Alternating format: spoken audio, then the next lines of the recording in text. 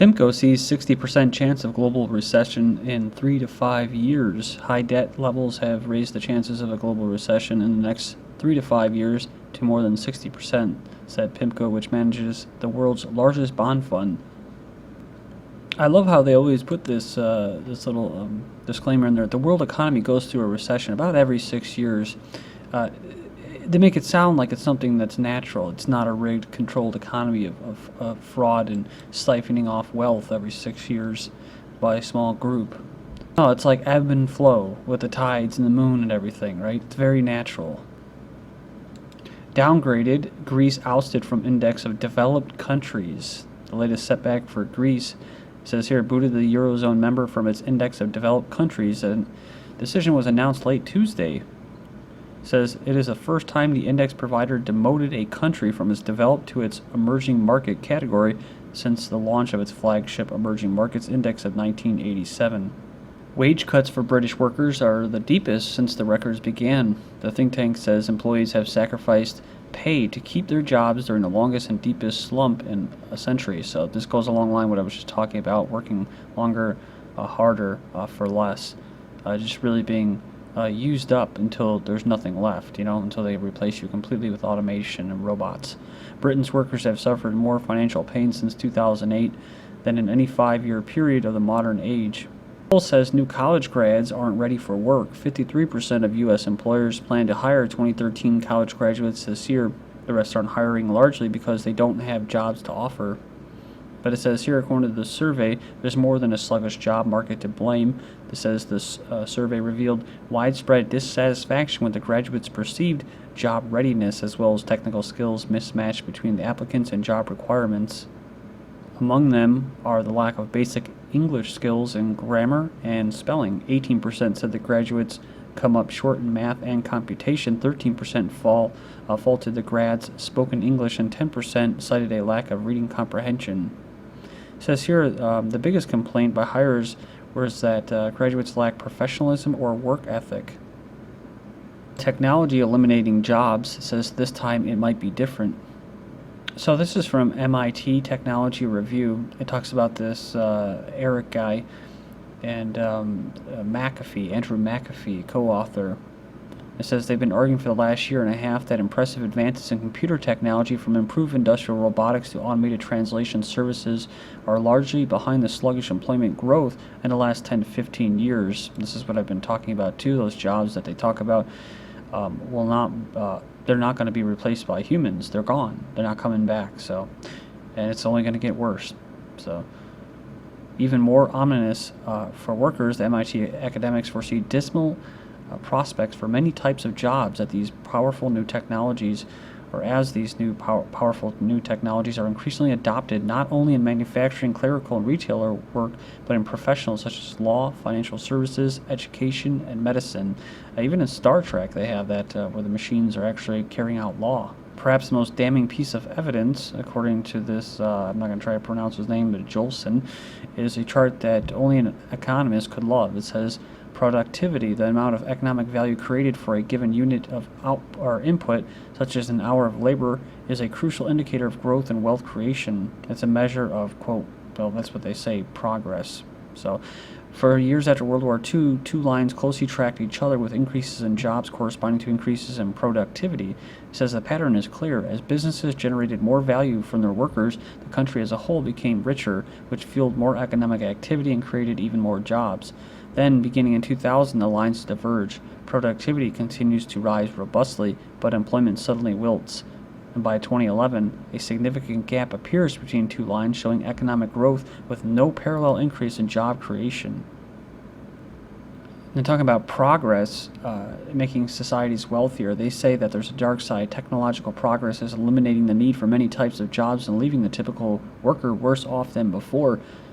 Productivity is at record levels, innovation faster, yet at the same time we have falling medium income and we have fewer jobs as people are falling behind because technology is advancing so fast and our skills and organizations aren't keeping up. Cisco and iRobot create Shelbot-like telepresence systems, so the AVA 500 can self-navigate busy environments without bumping into things. So this is like an office worker, So Cisco has teamed up with the maker of Roomba, a vacuuming cleaning robot, to create their own enterprise version of Shelbot from the U.S. comedy series The Big Bang Theory.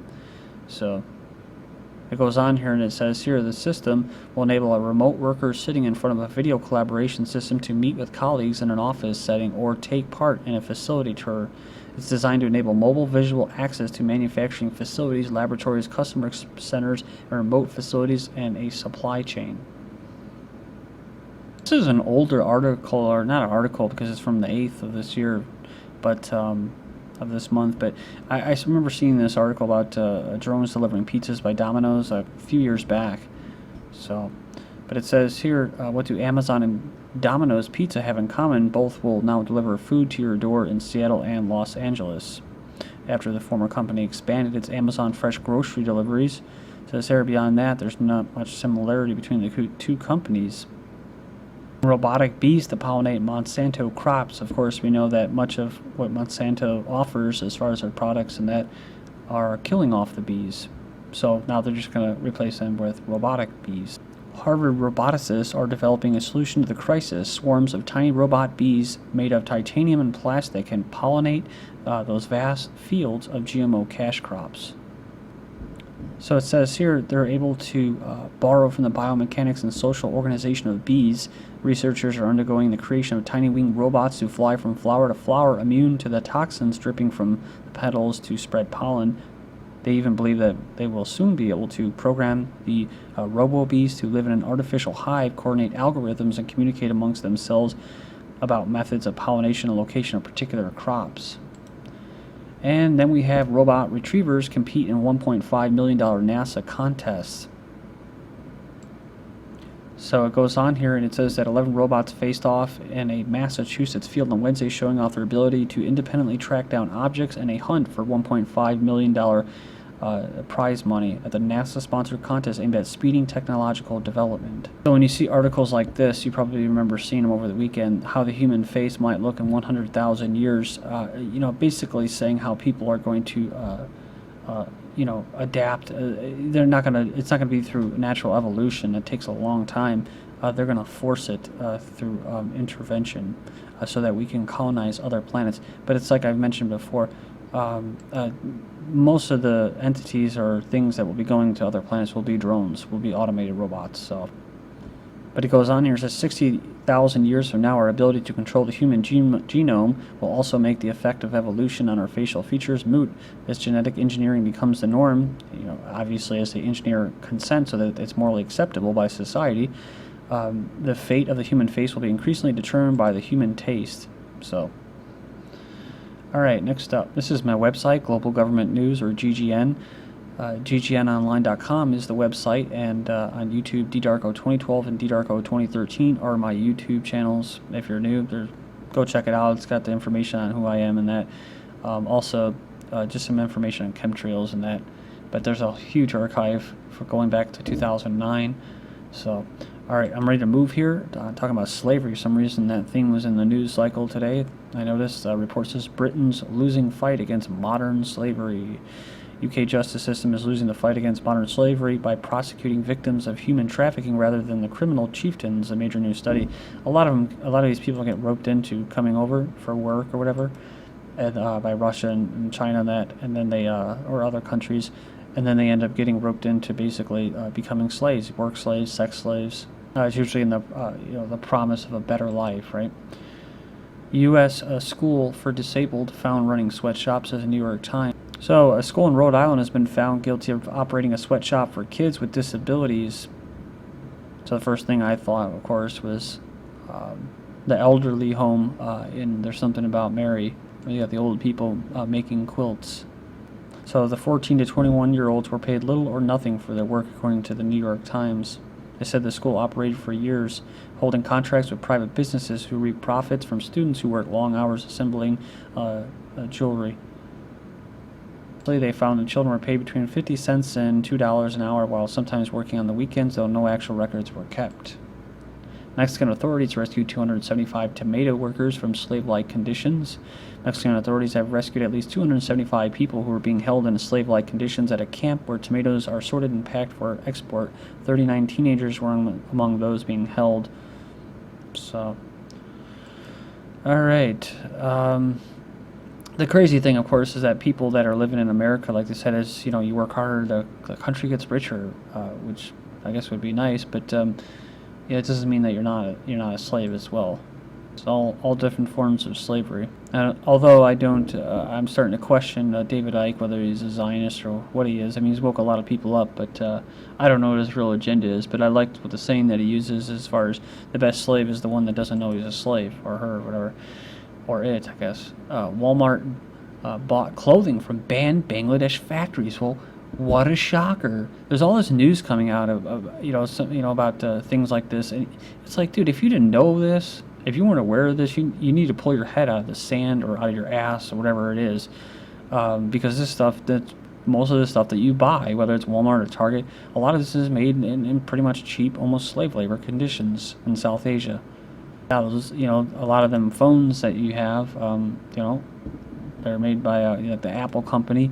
Foxconn, you have people jumping off the top of the roofs because the conditions are so bad. They had to put up fences at the top of it. In fact, here in Portland, kind of like the San Francisco Golden Gate Bridge, Portlanders push for barrier at Suicide Bridge. So many people are killing themselves here that they need to put up something to stop it. So, which makes sense, because everything about this culture that we live in, the society, is about treating the symptoms and not treating the cause. Obama quietly raises carbon prices cost to climate increase. Buried in a little notice, rule on microwave ovens is a change in the U.S. government's accounting for carbon emissions that could have wide-range implications from power plants to the Keystone XL pipeline. So the figure is meant to approximate losses from global warming, such as flood damage and diminished crops. Again, never mind all the chemtrails and the engineered storms that we've had just this year alone. It's a so-called social cost. So they're going to pass this. Of course, these companies are going to still reap the same benefits, and then they'll pass it on to the consumers. So you're going to have higher utility rates because they're spraying chemicals and modifying the weather. Of course, when they say, "Ooh, the economy's doing well," well, that means that the people at the top are still making their record profits. They're not record profits, but they're still making their large amounts of profits. If they have to cut people and toss them to the streets and they can't feed their families, they don't give a shit.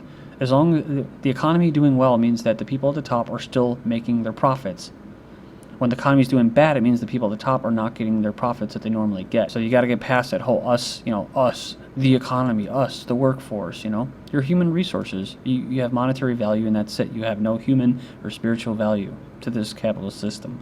North America's first floating wind tower is launched off the coast of Maine.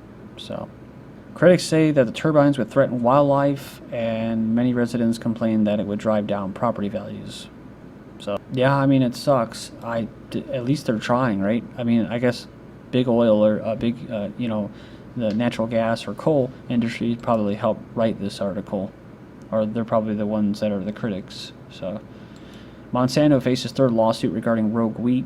So, environmental group and Washington farmer filed a lawsuit against Monsanto yesterday, bringing the number to 3 of these lawsuits that the company faces over claims it failed to prevent genetically modified wheat from contaminating regular wheat fields. Okay, so you already knew that. Monsanto secures victory over organic farmers. This is the latest news. Appeals court ruling handed down Monday is being largely viewed as yet another victory for biotech giant Monsanto. It ruled in favor of Monsanto to stay intact despite mounting concerns voiced by farmers and agriculturalists bothered by the biotech company's reputation for litigation. Yeah, I didn't know this, but I guess Clarence Thomas was actually a lawyer for Monsanto, and he's the one that helped pass it in the Supreme Court, that basically Monsanto isn't liable. So there you go. There's democracy for you. Genetically modified wheat. Researchers say Monsanto questioning of testing accuracy is unfounded. Not very surprising. They say that these tests and results that were used are not valid, and basically that only their test that they did on themselves is valid. UK lobbying EU to allow new GM crops despite public skepticism. It pushes Europe to embrace GM crops. Environment Secretary will urge EU to relax restrictions on crop licensing. GMO papayas approved in the US and Canada but not Europe. GMO feed turns pig stomachs to mush. Check out these shocking videos. Links will be posted that reveal severe damage caused by GM soy and corn.